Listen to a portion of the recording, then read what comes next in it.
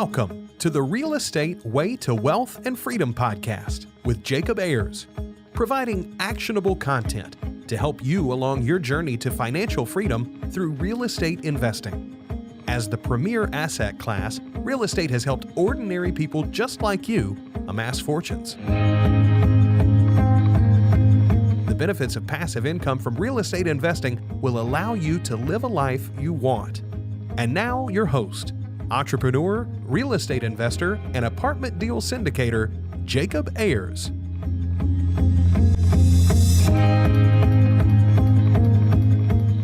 Hi, and welcome to the Real Estate Way to Wealth and Freedom podcast. Hi, I'm your host, Jacob Ayers.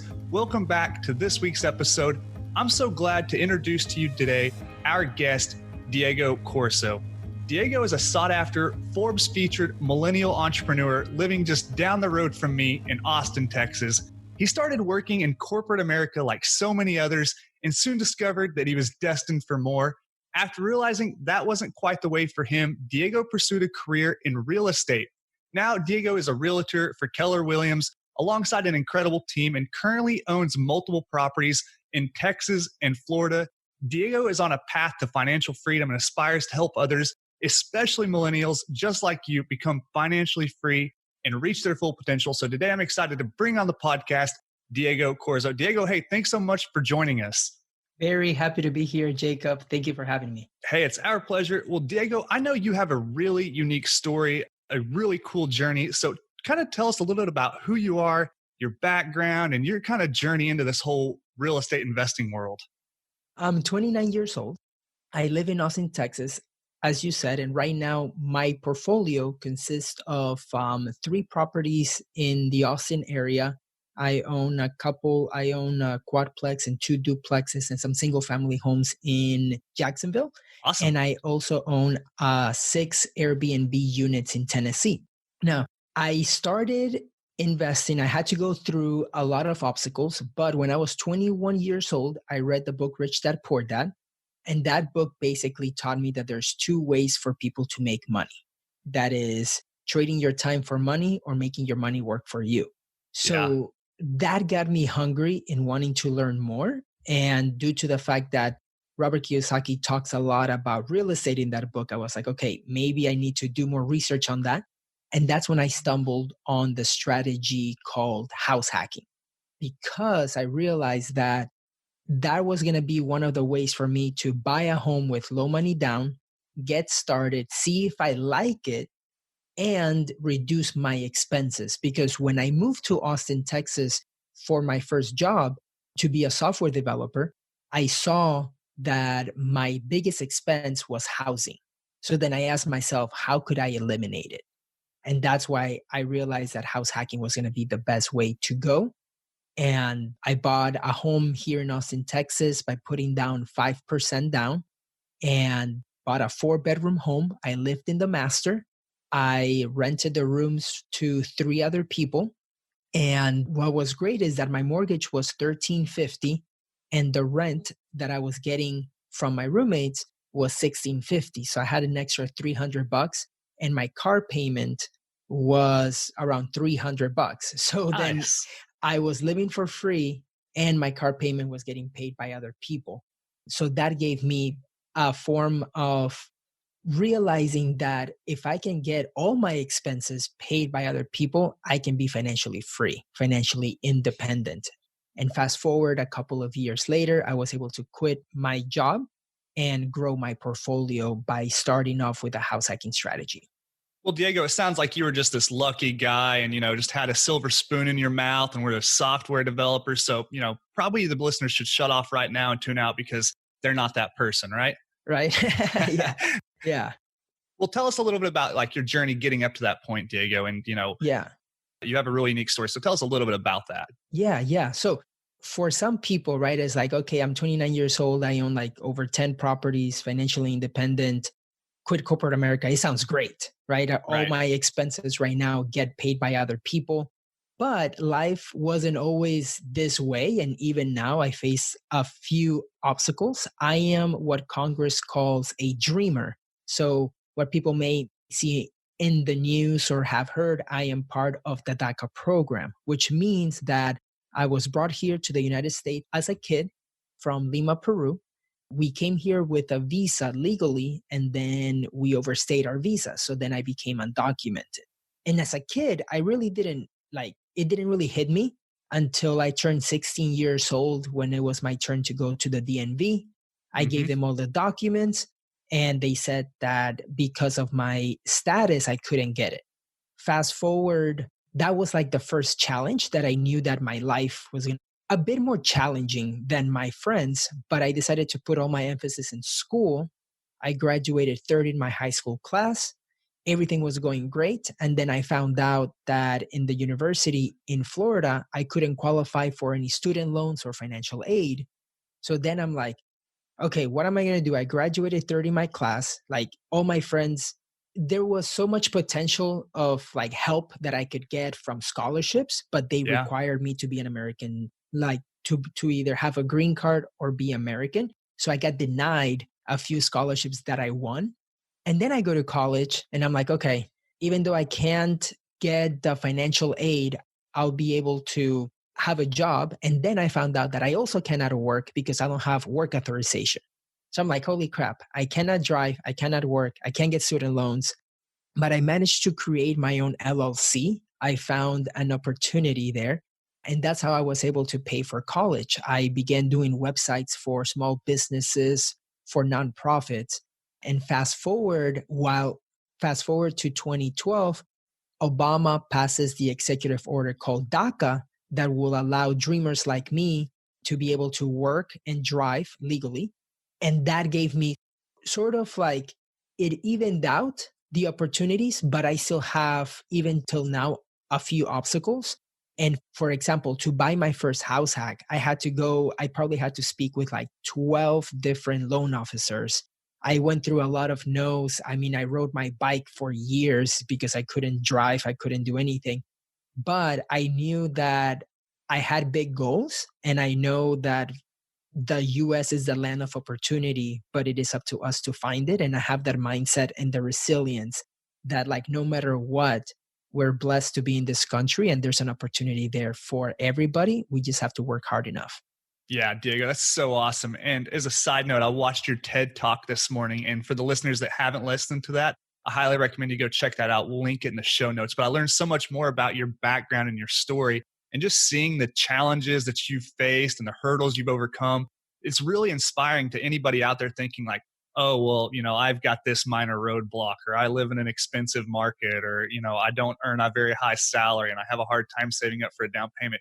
I mean, you've experienced so many challenges and you've continued to pursue and overcome those. And I think it's really inspiring for the listeners out there. So that's really Thank great. you. I just wanted to kind of pull that information from your background to lay some context for what you've been able to accomplish so far. So you make it through school, you graduate, you're a software developer, you move to Austin, Texas. Quite a hot market. Tell us about how you managed to get that very first house hacking deal and the details of that deal. Yeah. So, I feel like investing in Austin, right? It is a hot market, but no matter what, you have to find your unfair advantage, your competitive advantage. Okay. There's Yeah. always a way, right? But at some points, it comes with a sacrifice because right now there is Austin, it is a hot market and it's been growing through the years. So when I started house hacking, I realized that for me, the best way to maximize for my first one was to buy a single family home. So that's when I bought a home putting 5% down. The property was 170.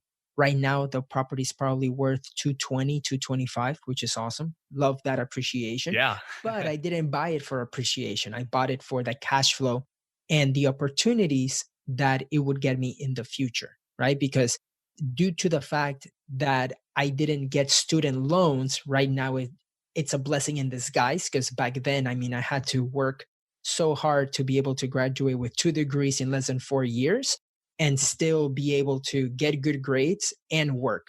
Yeah.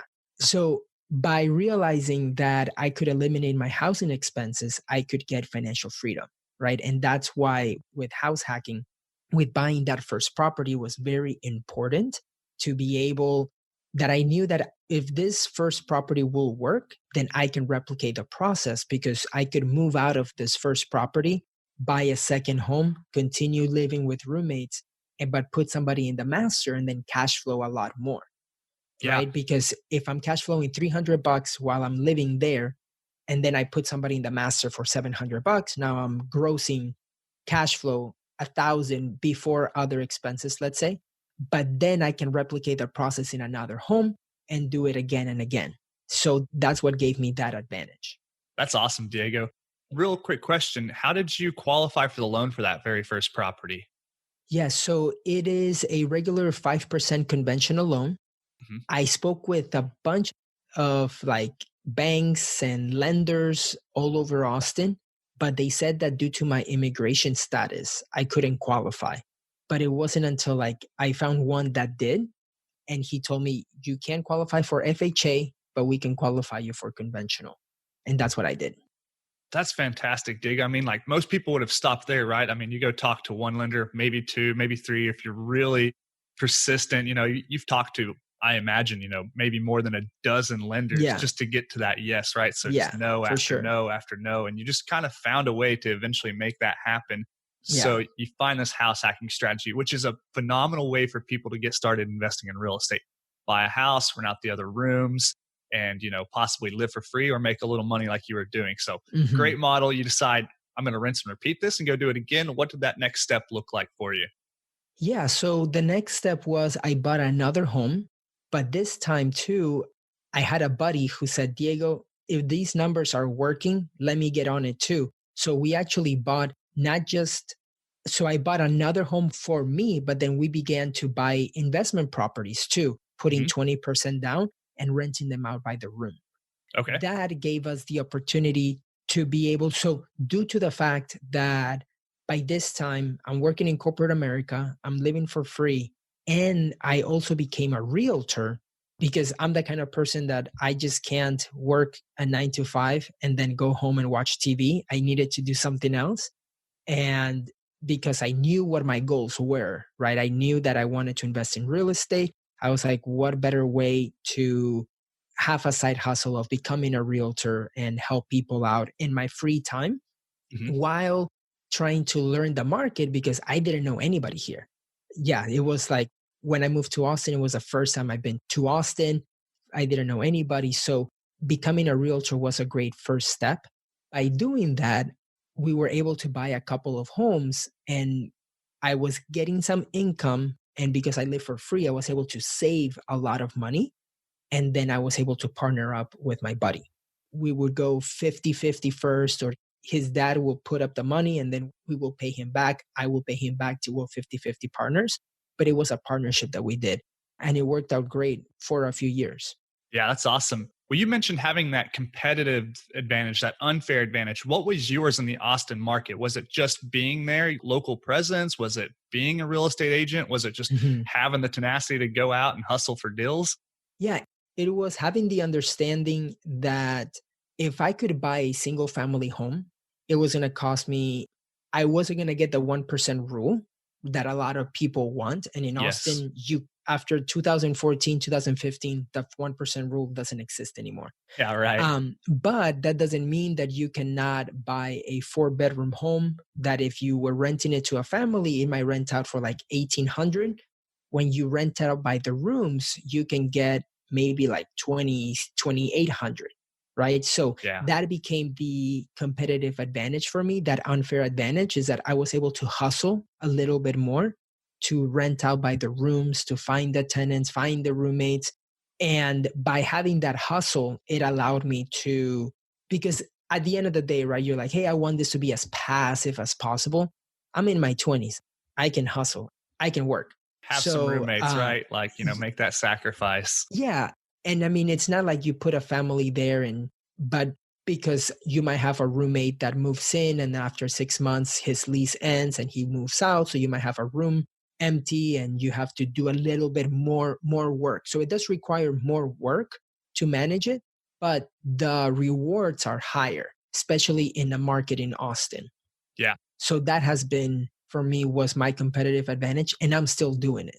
Yeah, that's great. So tell us a little bit about now, like what your future goals are. And, you're continuing to scale, doing some different stuff. Got some Yeah. properties in Austin, have some properties in Florida, some Airbnbs I didn't realize in Yeah. Tennessee. So tell us, what your strategy is. Is it just continuing doing house hack after house hack? What's it look Mhm. like for you?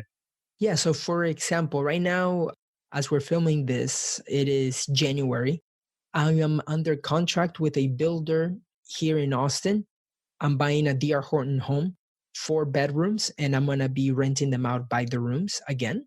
What's great about that is I'm going to buy it putting 10% down, and I'm going to live in it for like 6 months to a year, put the utilities in my name, and then I'm going to move out. But that will be another house hack. It has 3 bathrooms, 3 full bathrooms, which is awesome. So I'm buying that house hack this year. And then with an investor that I helped buy homes here in Austin, he was buying properties in Tennessee doing Airbnb. And after 10 properties that he bought, he's like, Diego, I ran out of cash. I know you're an investor. Do you have some cash? We can partner up. This is the way that I work. I'm a super host. I'm like, awesome, let's do this. Yeah. So I built a partnership with him. We have our own LLC. And the goal this year is to buy probably 2 more Airbnbs. And in Florida, what I'm doing is so it's a unique situation. I learned, right? Because I was brand new to this too. But I bought homes in Jacksonville because my brother's a wholesaler over there. That is my more long-term strategy because house hacking, it requires a bit more work. The ones in Yes. Jacksonville was more, okay, I'll put a family there, property manager, be good to go.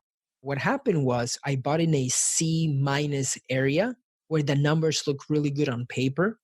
But then once you have 1 or 2 evictions and they left the house a mess, you have to pay for repainting and all this other stuff. Fortunately, the homes have doubled in price. So I bought homes for like 25K, 27K, and now I'm getting rid of them so that I can, for now, I'm going to be doing some hard money lending. Hmm. And so I'm selling those and seeing what that takes me next. In the future, I want to invest more into syndications.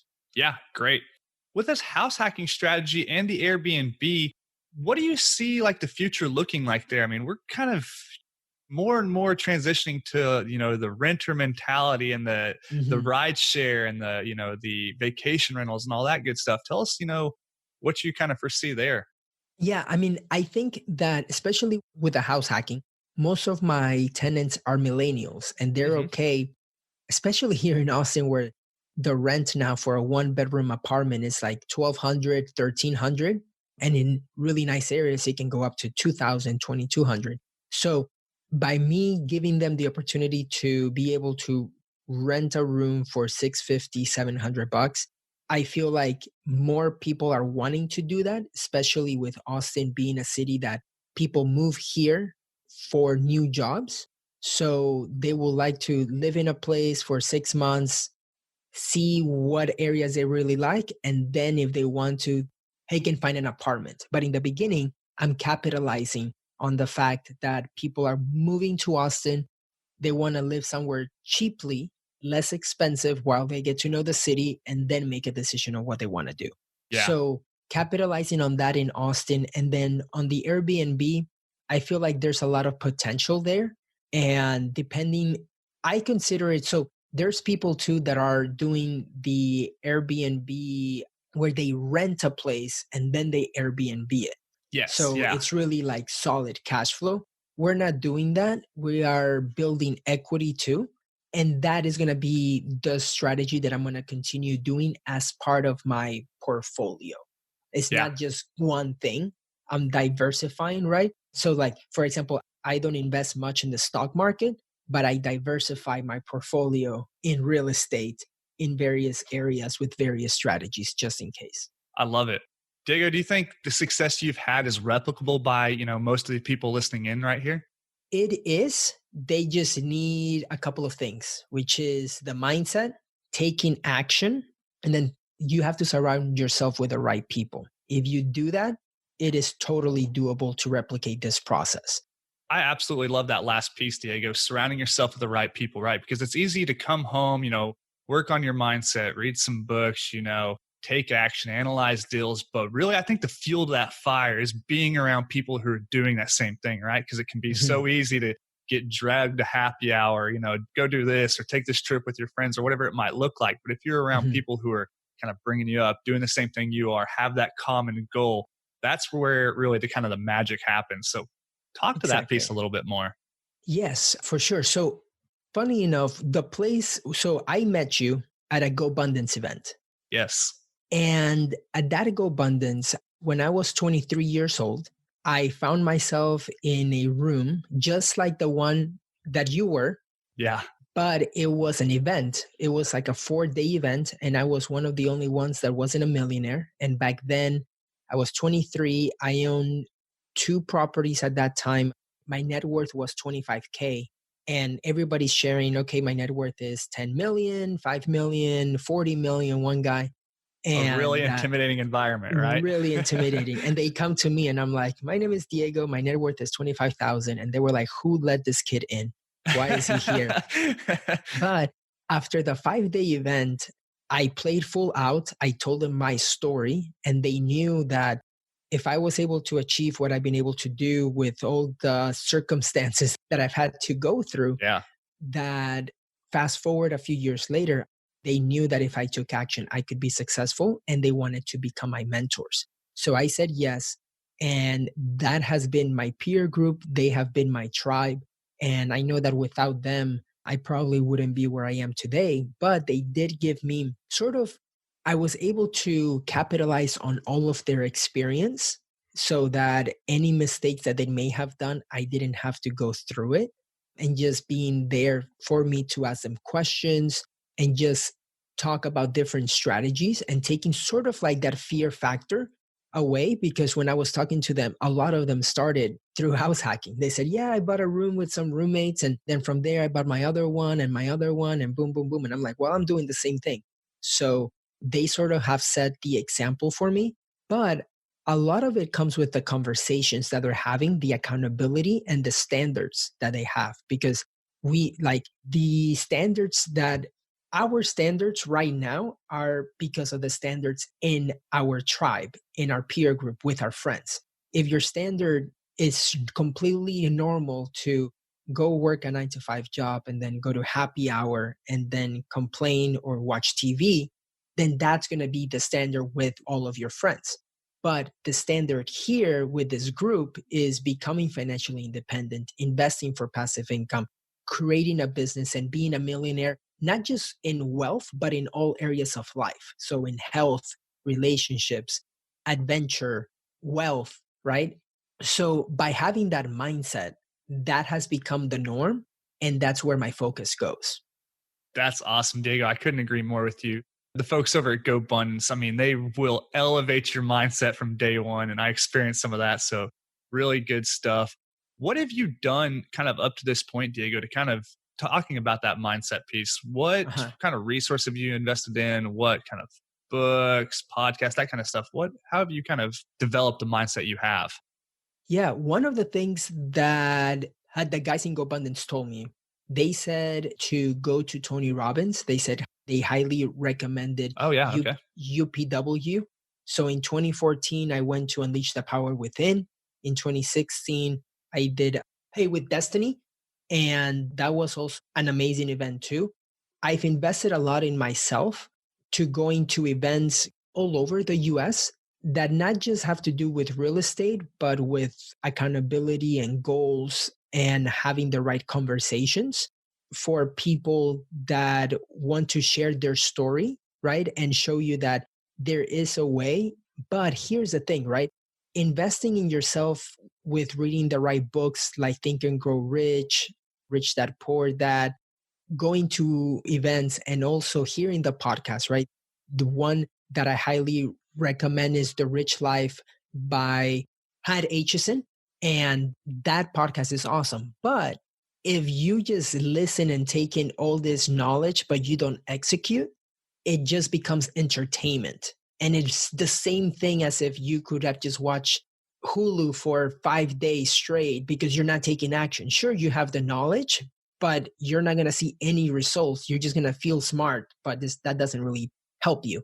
that doesn't really grow your net worth or help you out in any way. So I always tell people, invest in yourself, invest in going to events, read the right books, but then take action on at least one thing.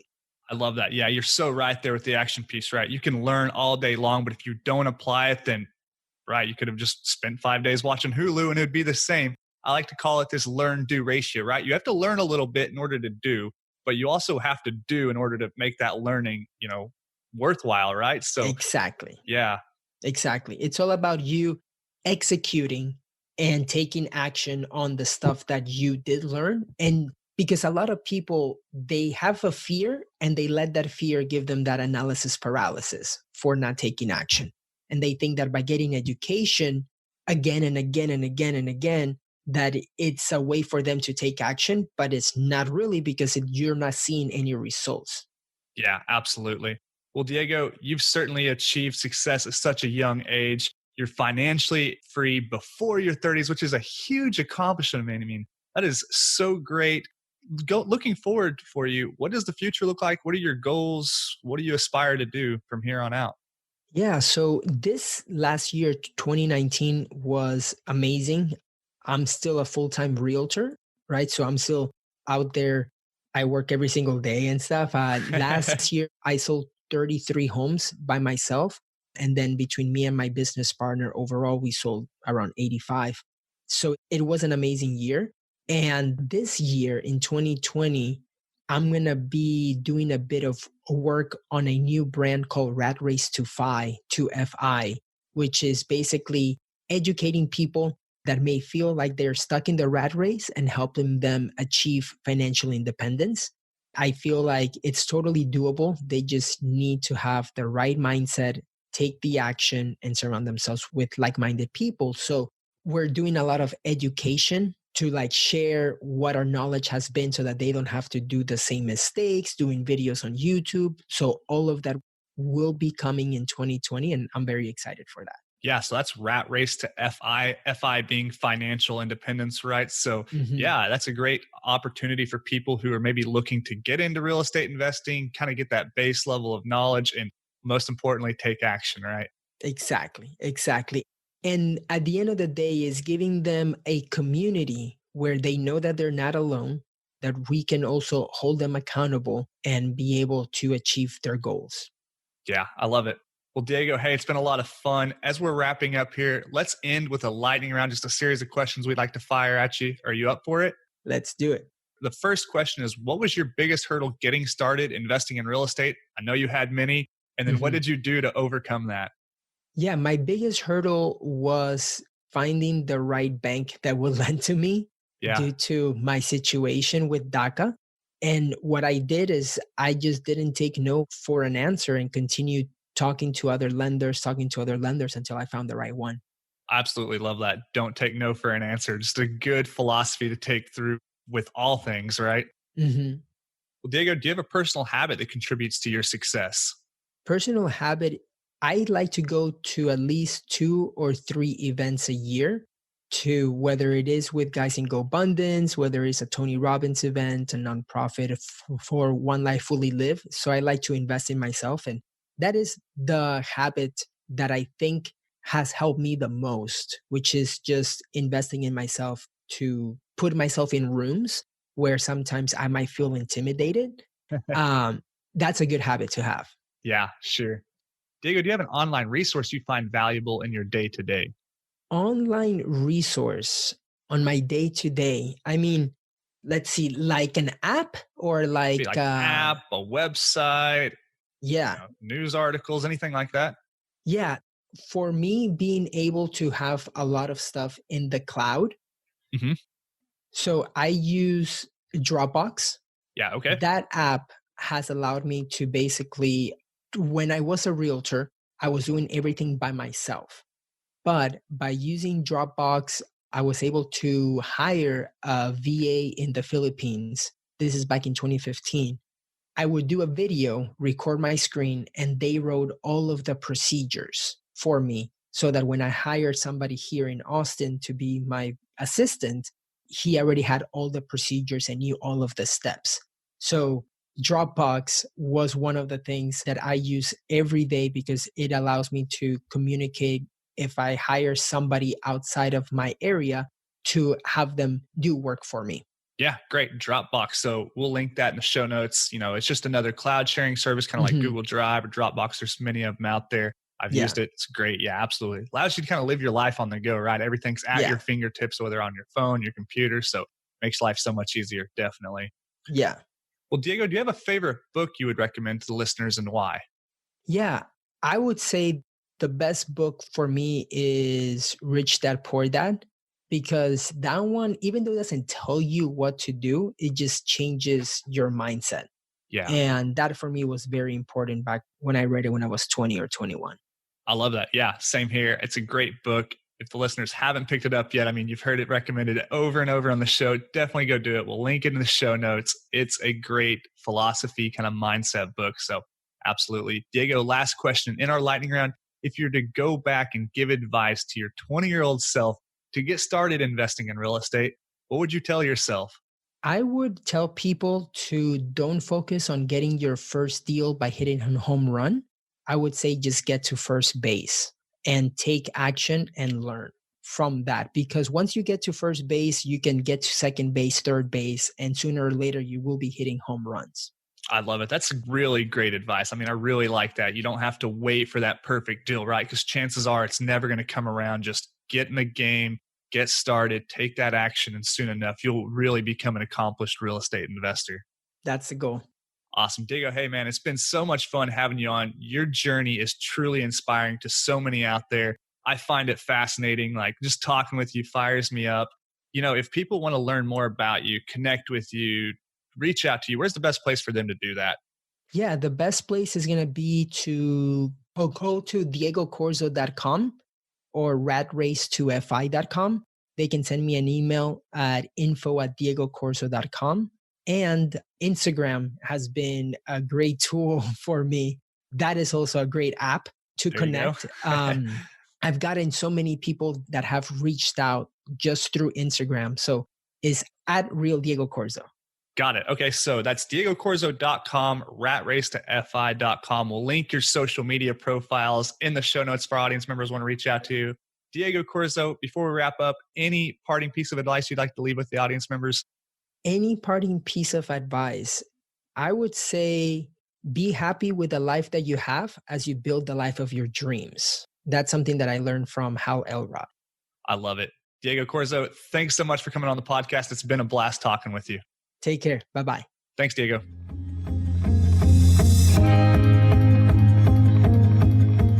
All right, that wraps up this week's episode with our guest, Diego Corzo. Hey, what an inspiring story Diego had to share with us. I really hope you found something in his story and his journey valuable and inspires you to go out there and take action.